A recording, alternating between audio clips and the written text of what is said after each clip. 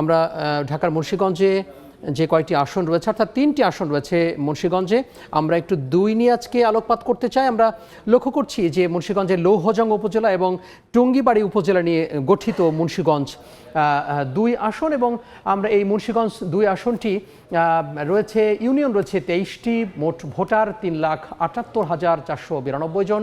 এছাড়া পুরুষ ভোটার রয়েছেন এই আসনে 1,94,720 জন, নারী ভোটার রয়েছেন 1,83,772 জন।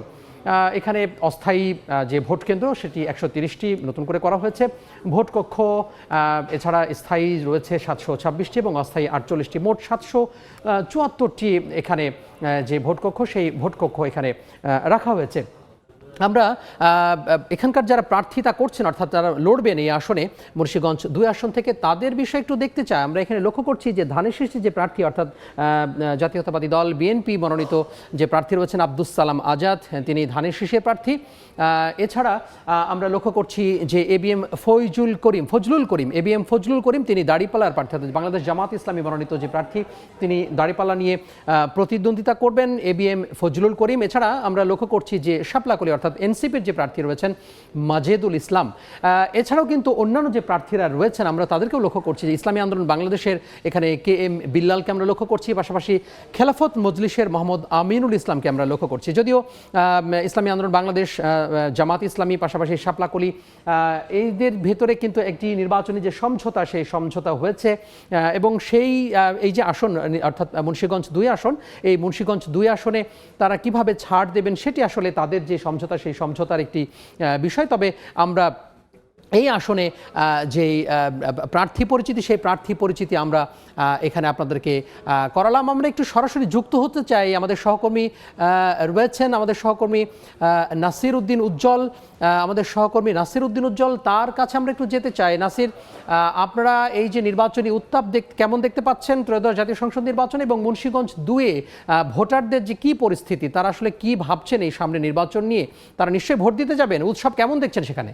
আসন সেই পদ্মা নদীর একেবারে তীর ঘেঁষে, এবং এখানে কিন্তু নদী ভাঙনের যে সমস্যা সেটি নিয়ে কিন্তু প্রার্থীরা বেশি আলোচনা করছেন, এবং আপনি যেসব তথ্যপত্র তুলে ধরেছেন সেখান থেকে কিন্তু অনেক কিছু পরিষ্কার হচ্ছে। তবে এই পদ্মা সেতু ঘিরে, যেটি দক্ষিণ অঞ্চলের প্রবেশদ্বার, এই কারণে কিন্তু এই আসনটির গুরুত্ব আলাদা।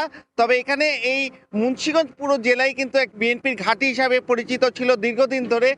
তবে এবারও কিন্তু বিএনপির ধানের শীষ প্রতীক নিয়ে এখানে অ্যাডভোকেট সালাম আজাদ নির্বাচন করছেন, তার সঙ্গে কিন্তু লড়ছেন এনসিপির যে মাজেদ হোসেন, আরেকজন রয়েছেন কিন্তু দাঁড়িপাল্লার যে জামাত ইসলামের অধ্যাপক ফজলুল করিম।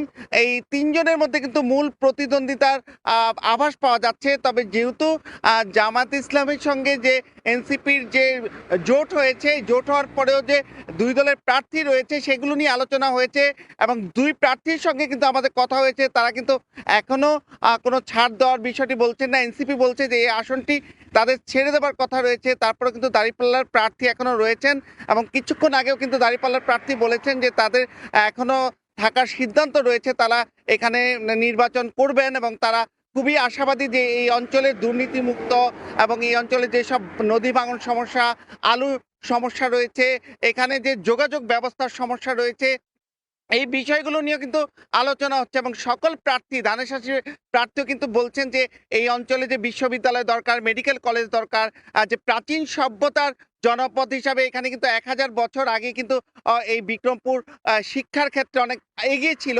সেক্ষেত্রে এই জেলায় যে বিশ্ববিদ্যালয় নেই, এর মধ্যে কিন্তু অনেক ট্রেন যোগাযোগ রয়েছে, কিন্তু সেটি পুরো জেলার ভিতরের ট্রেন যোগাযোগ না থাকবার কারণে বিভিন্ন চ্যালেঞ্জ রয়েছে। এই সমস্যাগুলো সমাধানের ব্যাপারে কিন্তু নানা রকম আশার বাণী কথা প্রার্থীরা বলছেন। এবং সব মিলিয়ে যে 12ই ফেব্রুয়ারি নির্বাচন ঘিরে এখানে একটা উৎসব বিকট পরিবেশ হবে, এরকমটাই তারা আশা করছেন। তো এই ছিল মুন্সিগঞ্জ থেকে নির্বাচনের সবশেষ। জি, নাসির উদ্দিন উজ্জ্বল, আপনাকে অসংখ্য ধন্যবাদ। তিনি যুক্ত হয়েছিলেন মুন্সিগঞ্জ 2 আসন থেকে।